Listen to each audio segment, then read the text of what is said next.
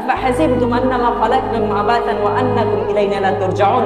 আল্লাহ তাআলা বলেন, হে মানুষ, হে নারী শুনে রাখো, হে যুবকেরা শুনে রাখো, ও বৃদ্ধরা শুনে রাখো, আমি তোমাদেরকে খামোখা সৃষ্টি করি নাই, অনর্থক সৃষ্টি করি নাই। আমি তোমাদেরকে সৃষ্টি করেছি যাতে আমার দিনগুলো চলে ম্যানেজ করতে পারো, হালাল হারাম বেঁচে চলতে পারো।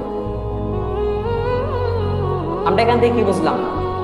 যে আল্লাহ তাআলার দিনে থাকতে হবে, বোনেরা পর্দা করতে হবে, তাদের জন্য পর্দা ফরজ, নামাজ পড়া ফরজ, পর্দা করা ফরজ।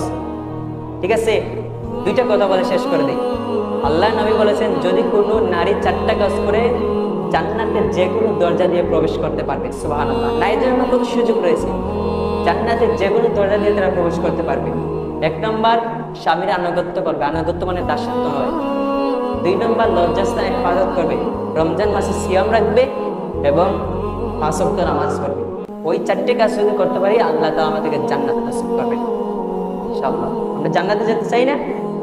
তাহলে 5 ওয়াক্ত নামাজ পড়তে হবে। আজ থেকে ওয়াদা করেন যে 5 ওয়াক্ত নামাজ পড়বেন। মান তারাকা সালাতা মুতাআম্মিদান ফাকাদ কাফারা।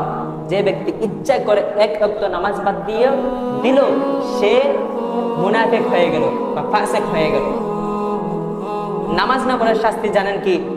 আল্লাহ নবী যখন মিরাজে গেলেন, দেখলেন যে এক ব্যক্তি শুয়ে আছে এবং কিছু ফেরেশতারা পাথর দিয়ে তার মাথাটাকে মানে চূর্ণ বিচূর্ণ